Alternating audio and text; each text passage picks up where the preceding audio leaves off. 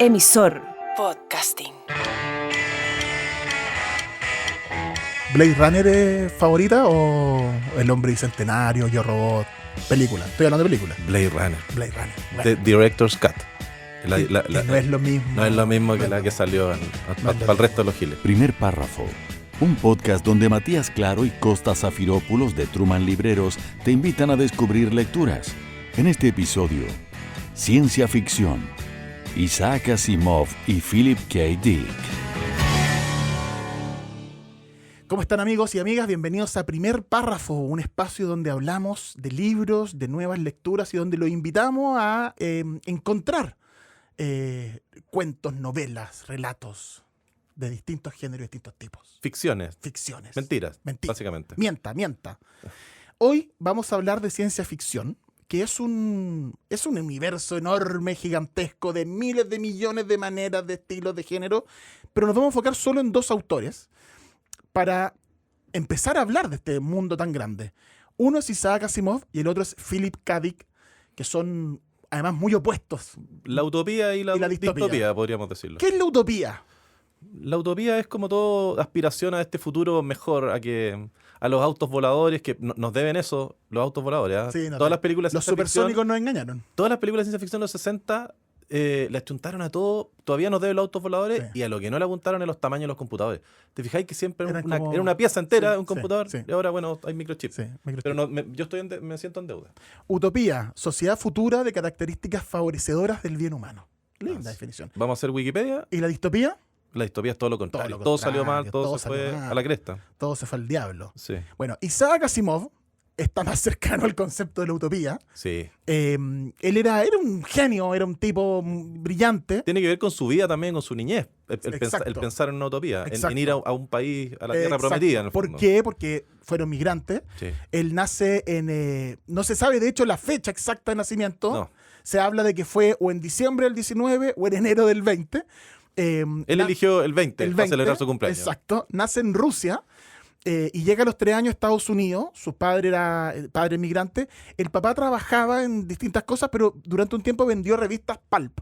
Sí, pues las revistas pulp son estas típicas revistas súper baratas, de papel barato, con impresiones baratas, pero que tenían todos estos temas desde cowboys hasta detectives tipo Dick Tracy. También había un poco de ciencia ficción, pero siempre en la onda de los extraterrestres que bajan, Claro. y la guerra de los mundos de H.G. Claro. Wells. De ahí viene todo. Exacto. H.G. Wells y Julio Verne, los precursores de la ciencia ficción. Julio Verne, el ficcionador de lo probable, Sí. y H.G. Wells, el de lo imposible, porque en el Exacto. fondo los cohetes y los submarinos son cosas que vemos hoy día, Exacto. pero todavía no vemos al hombre invisible, ¿me entendió? La Exacto. máquina del tiempo. Exacto. Y él y Asimov, súper influenciado por todas estas novelas y todas estas novelas pulp, le fascinaba la ciencia Exacto. ficción.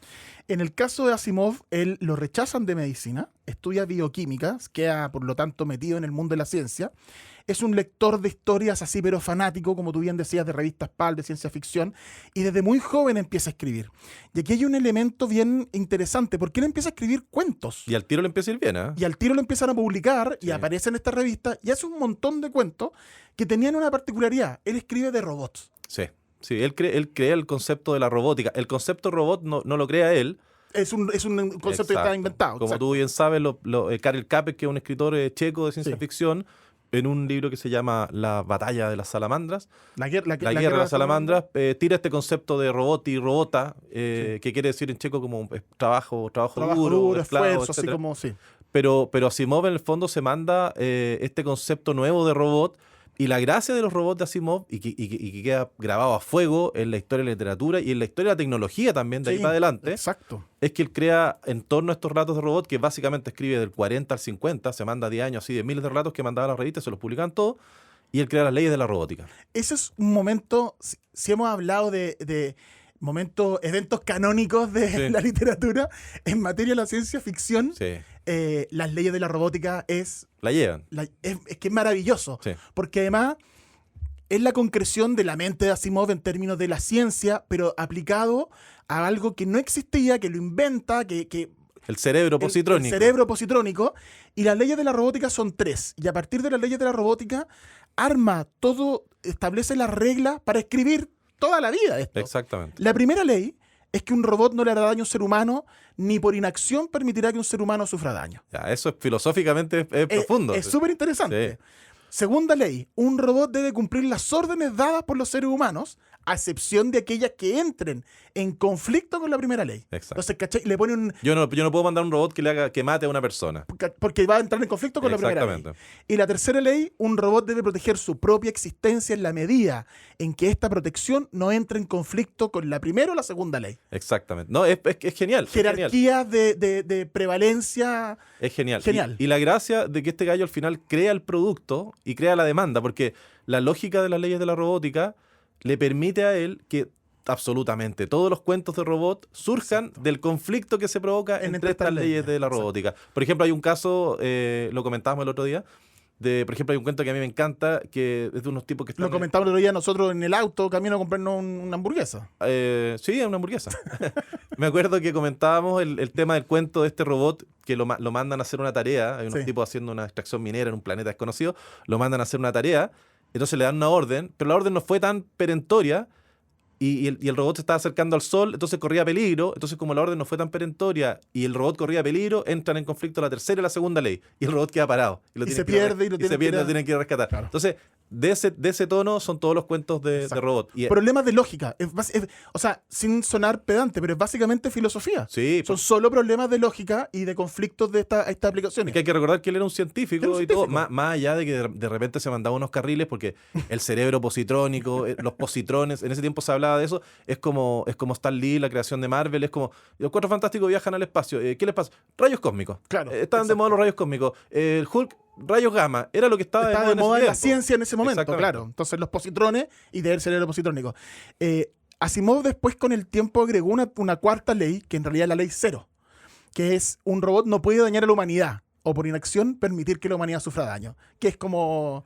Esa ley surge de algo que vamos a hablar más adelante también a propósito de Philip Dick, que esta humanización de los robots, ¿cachai? Que al final los robots terminan siendo... ¿Qué es lo que nos define como humanos? Los robots terminan siendo más humanos que las personas y por lo tanto va a surgir un Hitler robot, ¿cachai? Claro. Que va a querer apretar un botón y pitearse a toda la humanidad. Que en la película Yo Robot de Will Smith Sí. es un poco ese concepto. Ahí Will Smith empezó a bofeteando robots en ese tiempo y después terminó bofeteando a Chris Rock. Comediante. Exactamente. ¿Qué puede ser un robot? Chris Rock, Sí, perfectamente. sí. Bueno, ahí está esa película de Yo Robot que se esbozan las leyes. Sí. Se descubre al final que Will Smith es un giro de la película. Sí. Que Will Smith en el fondo odiaba tanto a los robots Porque él era un poquito robot también. Está El Hombre Bicentenario con Robin Williams, que se basa en un relato de... En el caso de Yo Robot son varios relatos mezclados. No Sí. porque, Aparece la doctora Calvin, claro, que es un personaje clave. famoso, Susan Calvin, exacto. Ahora, en El Hombre Bicentenario yo siempre me he preguntado, si yo hiciera un robot, no usaría el cuerpo de Robin Williams. No es el mejor cuerpo para ser un robot. El mío tampoco, Claro. claramente. No, Chris Hemsworth. Sí, pues un robot Thor, una cosa así. Momoa, como Claro, es Jason. Jason Momoa, claro. Bueno, Tengo un amigo yo que le dicen Jason Mahoma. en la versión AliExpress. Claro. Bueno, toda su vida escribió relatos de robot Isaac Asimov. Sus obras han inspirado montones de otros relatos. Fundó un género con esto. En sí mismo. Y su saga más mira, 10 años, del 40 al 50 escribe relatos. Imagínate esa racha. 10 años escribiendo relatos. Los compila el año 50 en Yo Robot. Robot. Se vuelven a vender muchísimo. Él era muy él rompe la barrera del nicho de alguna manera. No era un autor de ciencia ficción. Era muy famoso. Sí. Lo leía todo el mundo. Y el año 51, 52 y 53, entre años consecutivos, el único equivalente a esto es, no sé, los Beatles publicando el Rubber Soul, Sí.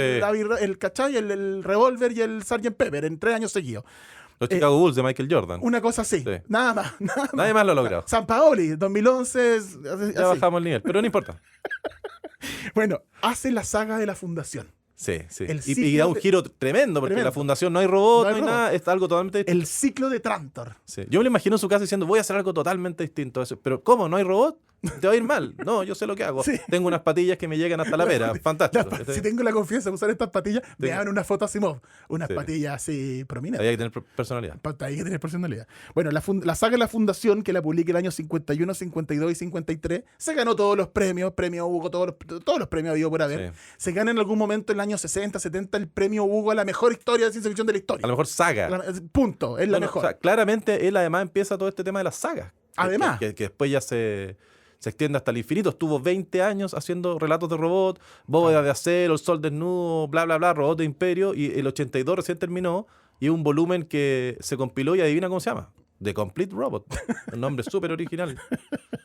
El gran... que es fascinante en el caso de la saga de la Fundación es también inventa una ciencia, Sí, la que es psicohistoria. la psicohistoria. Sí. Ojo que la primera, o no sé si la primera en realidad, pero tal vez la inversión más grande de Apple TV en su plataforma de contenido de serie de televisión es Fundación. Sí, y uno al verla se da cuenta, que tiene una factura a la serie Sí. extraordinaria. Obviamente que nosotros somos fanáticos de la serie, porque además está desarrollada por David Goyer, que es crack total, escritor junto a creador de la trilogía de Batman con Sí, Nolan, con Christopher Nolan, que está tan de moda ahora con Oppenheimer, Sí, po. hablando de ciencia.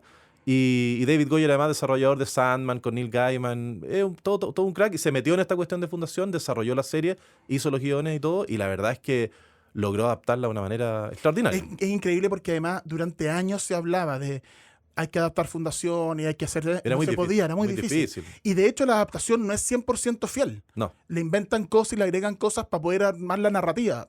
Está inspirada en el mundo de Asimov, no es una recreación de la saga sí, Fundación. pero es como una liposucción a una niña que ya era bien bonita, queda más bonita, Queda pero ya era perfecta, ¿cachai? Entonces no hay ningún problema con eso. No es necesario hacer liposucción en todo caso. No para nada, ¿no? Yo estoy en contra de eso. De hecho, he postergado la mía y lo seguiré haciendo. Bueno, Si alguien nos quiere auspiciar, si a la una clínica de estética liposucción. nos quiere auspiciar. exacto. Bueno. Bueno, volviendo a Fundación, la premisa de Fundación es, hay una ciencia, hay un tipo que es totalmente genio, que es Harry Seldon, un personaje de él, que crea esta psicohistoria. Y la psicohistoria, básicamente, en palabras muy sencillas, es juntar sociología, psicología con matemática y probabilidad de masas, Con estadísticas. estadísticas, con- para poder predecir el futuro a una gran escala. Y este gallo de Harry Seldon descubre que en el fondo va a haber un periodo de oscuridad, y el imperio, que es Trantor, el centro del imperio, va a caer por, no sé, 30.000 años. ¿Cachai? Y él encuentra la forma de que esa brecha de oscurantismo, por así decirlo, reducirla a 1.000 años nomás, y por lo tanto hay que tomar ciertas medidas. Entonces él propone crear 2 fundaciones en los ambos extremos de la galaxia, unas colonias, para que estos gallos puedan conservar el patrimonio intelectual, histórico de la civilización, y poder partir lo antes posible, y que en vez de 30.000 años sean 1.000 años. No hay Claro. dónde perderse. Y esa tarea de los científicos es crear la enciclopedia galáctica. Exacto. Que es muy interesante porque aparece después como concepto en otros libros. Sí. Por ejemplo, en Douglas Adams. Sí, En la Douglas guía del Adams, autostopista la guía del intergaláctico. intergaláctico habla de que no, la enciclopedia galáctica dice, Sí, pero sí. la enciclopedia galáctica es de la Fundación de Asimov. Exactamente. Bueno, hay que recordar que Asimov también era un obsesivo, le encantaba la historia y todo, y le encantaba la enciclopedia, su conocimiento La era enciclopedia enciclopédico, británica, claro. escribió de la civilización egipcia, griega, la caída del Imperio Bueno, Romano. ahí hay un dato hay un sistema de clasificación del material en los libros, en las bibliotecas, de las categorías. de las categorías, que es el sistema Dewey, que es como Sí. el hermano chico de Malcolm, así se llama, Dewey. Sí. El sistema Dewey de clasificación. Ese tiene 10 niveles, hay 10 categorías. Asimov tiene libros categorizados en 9 de las 10. Escribió de todo. El tipo escribió de todo. Más de 500 libros, imagínate, escribió de todo. Así de amplia era su conocimiento. Hay entrevistas, hay una famosa entrevista a Kurt Vonnegut, que De otro Matadero 5, Cinco, una tremenda, novela. Madre Noche, tremenda Sí. novela, que le dice a Asimov, ¿qué se siente saberlo todo? Lo entrevista y dice, amigo, usted que lo sabe todo. Eran bien amigos. Eran bien amigos, sí. Bueno, en el caso de Asimov y con la psicohistoria, está inspirada, a propósito de sus conocimientos históricos, está inspirada en Historia de la decadencia y caída del Imperio Romano, que es la gran obra del Imperio Romano de Edward Gibbon, que es un clásico de la... Trantor es Roma, en el Claro, fondo. Trantor es Roma, el Imperio es el Imperio Romano. Exacto. La verdad es que es muy entretenida y tiene más allá del spoiler, tiene una cuestión, vale mucho la pena leerla, y de hecho el libro, hay una edición de bolsillo que no es cara, vale 15 lucas, y viene Trilogía de la viene la trilogía Fundación. original, Sí. porque después le agregó cosas, precuelas y secuelas, pero la trilogía original, que son Fundación, Fundación Imperio y Segunda Fundación, vale mucho la pena leerla. de Es muy verdad. entretenido, porque la gracia de Asimov era que no se iba mucho en la profunda. Los diálogos son muy ágiles, los personajes son bien estereotipados, en el buen sentido, que te permiten al tiro sentirte identificado con ellos. Y la ciencia está por doquier, y la intriga. Entonces, no es una ciencia ficción aburrida, es más ficción que ciencia, Exacto. por decirlo de alguna manera. Muy buena. Bueno, de hecho le criticaban un poco a Asimov, que era oye, pero es ridículo, así como ciencia ficción dura. es ridículo que en todo el universo solo se hable inglés, le decían, y que la única especie es la humanidad. Bueno, pero Asimov ya entendía los conceptos del marketing universal, o sea, que no tiene sentido. ¿Y con qué ropa le vaya a criticar algo a Asimov? Claro, ayer vi una película de Jackie Chan, productores chinos, todo el reparto chino, no supe leer ningún nombre y todos hablan en inglés. O sea, Asimov ya entendía eso ya. La masificación. Sí, pero es que además hay ciencia ficción que es muy ciencia y poca ficción. Porque hay un montón de fanáticos de William Gibson, que es un escritor de ciencia ficción de los 80, y el tipo fue en el fondo el que tiró los conceptos de ciberespacio, de neuromante y novelas súper entretenidas para leerla del año 80, pero que me vengan a hablar hoy día de la web, de una red interconectada de datos. De una lata. Que está en otro, y es más, cuando Asimov intentó, porque él era muy buen científico, era muy estudioso, trató de hacer hartas anticipaciones. Él anticipó los autos sin chofer, ¿me entendí? Anticipó, no sé, las máquinas de café, un montón de cosas. La sobrepoblación, se quedó corto, sí, porque hay un montón de chinos y indios más. Pero el gallo trató de hacer todo, pero hay muchas cosas en que falló. Hay unos relatos, unas novelas cortitas que tiene él, que son medias miradas en menos, porque son medias juveniles. Y tiene un personaje que se llama Lucky Star, que a mí me encanta, que es una especie de Han Solo, medio fanfarrón, ¿cachai? Que todas las misiones las hace él, tiene un ayudante que es marciano, y cada una de las aventuras es, puta, no sé, en Saturno, y te explica de la atmósfera de los planetas. Claro. Y en algunas predicciones que él no tenía cómo saber, se equivocó, pero hay otras que después con los avances tecnológicos demostraron ser ciertas, cosas de la presión, del oxígeno, cosas que él no tenía cómo saber. Exacto. Y las supo gracias a la ciencia. Exacto. El caso Isaac Asimov es paradigmático de este hombre renacentista que sabe de todo y que escribió de todo. Lean sus cuentos, están súper disponibles en Google, googlean cuentos de Asimov, búsquenlo. El primero donde habla de la ley de la robótica es Círculo Vicioso. Sí. Pues, lean los cuentos, están ahí, y después si se entusiasman, métanse en la saga de la Fundación. La muerte de Asimov fue bien, no sé si polémica, pero sufre un ataque cardíaco y le hacen una cirugía en los años 80, y en la operación le hacen una transfusión de sangre. Todo eso se supo ahora. Se supo ahora, el 2000 y tanto, tenía VIH. Entonces supieron que tenía VIH y la familia lo ocultó, porque en esos años el prejuicio era muy grande. Les daba mucha vergüenza, mucho por. Pensemos, Freddie Mercury. Además, en ese tiempo, era una era la enfermedad de los homosexuales. Claro, era mucha estigmatización. Y se supo el año 2002, se reveló que realmente había sido por el SIDA, por esta transfusión. Y ese fue la vida, la obra de Isaac Asimov. Ahora, ¿qué es lo opuesto un poco a Philip Dick en términos de lo masivo lo masivo, lo conocido, el que rompió los nichos de la ciencia ficción? ¿Qué escritor se mantuvo siendo de nicho? Philip Dick.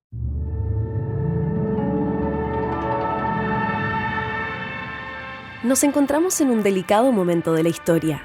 La enorme y arrolladora masa de los acontecimientos puede ser desviada ligeramente, solo ligeramente. Puede no ser mucho, pero puede ser suficiente para evitar 29.000 años de miseria de la historia humana. ¿Cómo se propone hacerlo? Salvando los conocimientos de la raza, Fundación de Isaac Asimov. ¿Quién fue Philip Dick?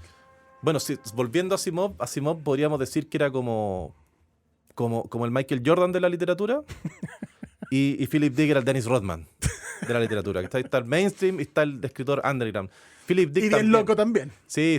Asimov es fácil entender su historia, inmigrante, qué sé yo, la utopía, el futuro que sea bueno para todos los robots. El futuro esplendoroso. Los robots buenos, que el gobierno no nos miente, etcétera, etcétera. Sí. Y Philip Dick tuvo una infancia terrible. Sí. Y obviamente que sus intereses y sus objetivos eran distintos, su forma de pensar era distinta. Tuvo crazy desde el día 1, yo creo, pobrecito, todas las cosas que le pasaron. Pero el fondo contribuyó a crear todas estas cosas de el gobierno que nos mira, medio orwelliano, ¿cachai? Del gran hermano, esta cosa de los dobles, del gemelo fantasma, de dónde están los límites de la realidad, dónde empieza la simulación y termina la realidad, etcétera, etcétera. Philip Dick fue ese escritor. Es bien interesante cuando uno se acerca a entender la obra de un autor o una autora, ver ¿de dónde viene? El contexto y la biografía también, para entender un poco por qué. En el caso de Philip Dick, tú mencionabas ahí, esto es el gemelo doble, el gemelo fantasma. Él era mellizo. Sí. ¿Era mellizo? Sí, mellizo. ¿O gemelo? ¿Cuáles son los que son iguales los mellizos? Mira, dejémoselo a Asimov, todas estas cosas de la ciencia, da lo mismo. Era gemela. Tenía una hermana gemela que se llamaba Jane. Sí. Y el padre de Philip Dick Era raro. Era rarísimo, tenía una pega además muy rara, era investigador de delitos económicos en el Ministerio de Agricultura. El tipo eso? conspirativo, por O sea, definición. Es una pantalla. O sea, eso. Philip Dick lo agarró y lo multiplicó como personaje en todos sus libros, después ¿Qué de ahí es para eso? adelante. Bueno, y el padre era medio raro. Había sacado unos seguros familiares, Había sacado unos seguros de vida, unos los seguros niños de recién vida, nacidos. Los niños recién nacidos, y al mes nacen 7 vecinos, Philip Dick y su hermana, con algunos problemas de salud, y la hermana de Philip Dick, media desnutrida incluso, Sí. al mes de vida, tiene un problema de salud, se la llevan a la clínica y se muere. Y Uno se pregunta dónde estaba la mamá de Philip Dick en ese rato. Pero bueno, bueno, y el padre que también rarísimo, entonces, bueno, y queda para siempre marcado Philip Dick por la presencia o por la ausencia, más De bien su dicho, hermana. de su hermana Jane, este gemelo fantasma que no compartió con ella, digamos.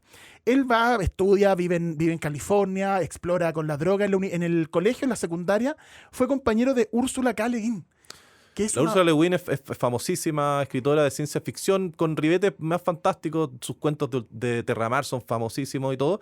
Fueron compañeros de curso, pero no se vieron, ninguno de los dos recuerda No haber se visto al otro. recuerdan, sí. Es como nuestra pasada por la universidad. Por lo menos a mí, nadie me recuerda. pero nosotros no. Nosotros sí nos veíamos, pero fuera de la universidad. Bueno, entonces es curioso pensar que compartió, no sé, clase con otra Monstruo de la ciencia ficción también. Sí. El asunto es que Philip Dick se mete en la contracultura en Estados Unidos en los años 50, en los 60, en los beats, las drogas. El FBI le abre un expediente porque su esposa, Cleo Apostolides, que era griega, los griegos son complicados, Fantástica. amigo. De haber sido muy inteligente, muy Le ha sido linda. muy complicada, amigo, la griega. Y le abre un expediente, pero terminan haciéndose amigos del agente del FBI, le enseñan a manejar, tomaban jugo en la casa, eran amigos del O sea, gallo. ellos pensaban que le habían abierto el expediente por ella, porque era media izquierdista en ese Sí, tiempo, po. y Estados Unidos, la casa de Macartismo, brujas, y y qué bla, sé bla, yo, bla. la casa de brujas. Pero le habían abierto el expediente por él, por sus teorías raras, Qué ¿cachai? de raro. conspirativas, y era raro, Claro. gallo. Ahora, empieza a escribir Philip Dick y publica una novela que lo hace hacerse muy... Su primera novela, esto es interesante en realidad, su primera novela se llama Tiempo Desarticulado, la publica el año 59, y es una historia, no queremos hacer spoiler para que la busquen y la lean, pero es la historia de un hombre que está en su casa, que es como el campeón nacional de un concurso que se hace en los diarios, que es ¿dónde está el hombrecito verde? Y es como una especie de crucigrama, y tú tienes que anotar en un punto, dónde va, como un combate naval así, aquí va a estar el hombrecito verde. Y él se supone que es el campeón nacional y todos los días la chunta, o muy cerca de achuntarle. Y el tipo está como obsesionado con ese juego, y un día va al baño, va a prender la luz, y en vez de tocar el interruptor de la pared, Hace el gesto de hace tirar, el gesto de tirar la cadena. una cadena como de esas luces que se prenden con Sí, una ampolleta. con una ampolleta. Y el tipo con eso colapsa, porque dice, ¿por qué yo pensé, si vivo hace tantos años y toda la vida ha sido interruptor, pensé que tenía que tirar la cadena de la luz para prender la ¿En luz? qué otra parte de este universo estoy tirando una Entonces, cadena? lo que para cualquier persona sería, bueno, un error, me confundí, para él le gatilla, así la esquizofrenia más grande, Pero algo de razón tenía. pero algo de razón tenía, claro. Entonces, ¿dónde estoy? ¿Qué es esto, esta realidad falsa? Ahí empieza esa novela. Esa novela, Tiempo Desarticulado, sirvió de inspiración a una película que se llama Truman Show. The Truman Show, que básicamente es como generemos una realidad especial, totalmente ficticia y fingida para una persona para ver cómo se comporta. No bueno, vamos, no vamos a hagamos decir más más, spoiler, no vamos a decir pero más. para que se hagan la idea de para dónde va Tiempo Desarticulado. Sí, ahora incluso con Tiempo Desarticulado, que es una novela tremenda, entretenida, es cortita, súper ágil y todo, tampoco le fue bien. O sea, en oposición a Asimov, que era chutear y abrazarse, y todo lo que exacto, tocaba era oro, claro. este gallo le rechazaban los cuentos, le rechazaban las cosas, Exacto. porque en realidad estaba anticipado para su época. Asimov es del 20, Philip Dick del 28, eran casi contemporáneos, pero eran súper distintos, Muy distinto. El gran éxito comercial, entre comillas, de Philip Dick es El hombre en el castillo. entre comillas. Entre comillas, pero era de nicho. El hombre en el castillo fue la primera serie financiada por Amazon Prime Video, propia, de facturación propia, y es enorme, y el argumento es extraordinario. Es una ucronía. ¿Qué es una ucronía? Una ucronía es como todo lo que pudo haber salido mal, salió mal. Y- Básicamente, la premisa del libro básicamente consta de lo siguiente. La Segunda Guerra Mundial no la ganan los aliados, no la gana Estados Unidos, Inglaterra, etcétera. La gana Alemania y Japón, y no haya nada mejor que repartirse Estados Unidos entre los japoneses. Así como y se los reparte en Berlín en esta línea de tiempo, Exactamente, en la otra línea de tiempo se reparten en el país. Estados Entonces la costa este, Nueva York, Boston, etcétera, queda a cargo de los alemanes, y la costa oeste, por un tema de cercanía, San Francisco, Los Ángeles, queda a cargo de los japoneses, y al medio, todo este Mid-East y Midwest queda como un poquito tierra de nadie, pero estas dos culturas colapsando y los gringos en el fondo tratando de volver a independizarse. Sí. Es un argumento tremendo. Sí. Buenísimo. Bueno, con esa novela gana el premio Hugo, se hace un poquito más famoso, sigue escribiendo. Pero dentro de este mercado de este ciencia mercado ficción. nicho, absolutamente nicho. Con los años y el consumo de droga y sus crisis psicóticas, tiene literalmente alucinaciones. En un Visiones. momento le van a hallar unos remedios y él ve un pescadito que era una figura cristiana y él tiene alucinaciones de que él es un hombre, tiene otra vida, que él es un hombre del Imperio Romano. Tomás. Y que se le aparece una frase que es: el imperio nunca dejó de existir. Claro. Eso le aparece en el cerebro a él, como que el Imperio Romano siempre habitó y nunca se desapareció. Rarísimo.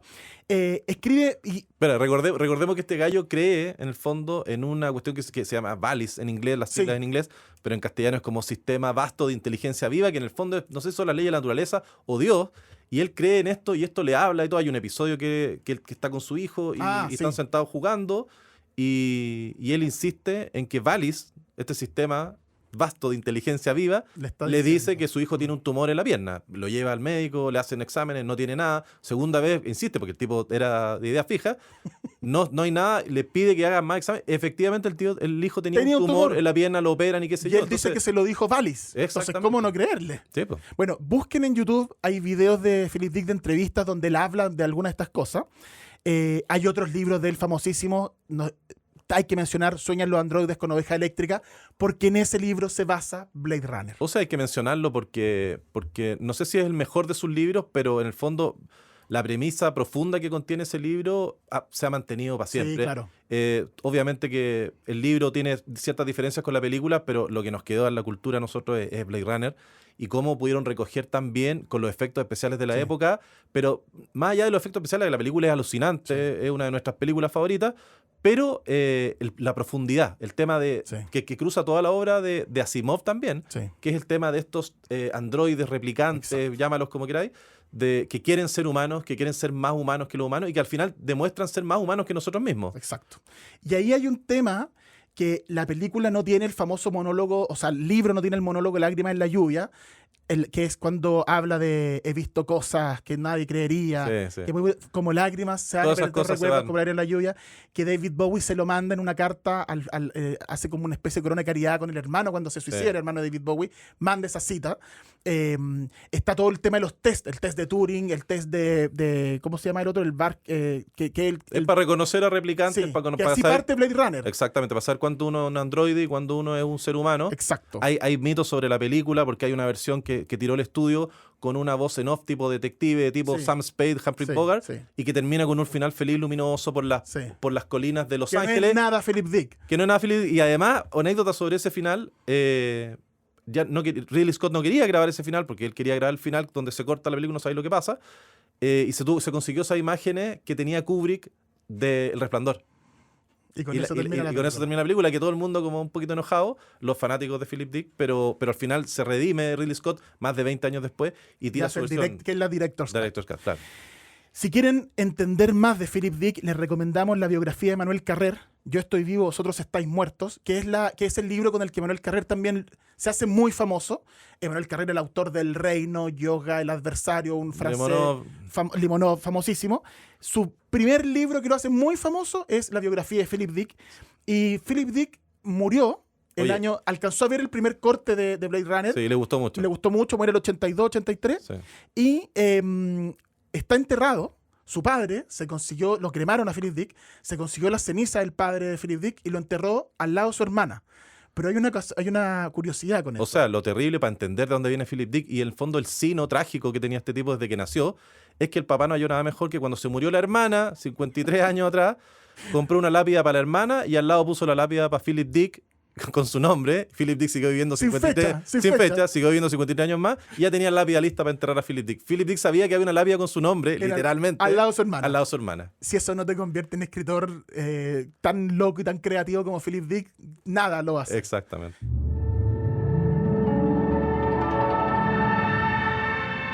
No me lo explico. Todo lo que sé es lo que veo y lo que me acontece. Creo que vivimos en otro mundo y no en el que vemos, y me parece que por un momento supe exactamente cuál era ese otro mundo. Pero lo he perdido desde entonces, desde aquella noche, el futuro quizás. Tiempos desarticulados de Philip K. Dick.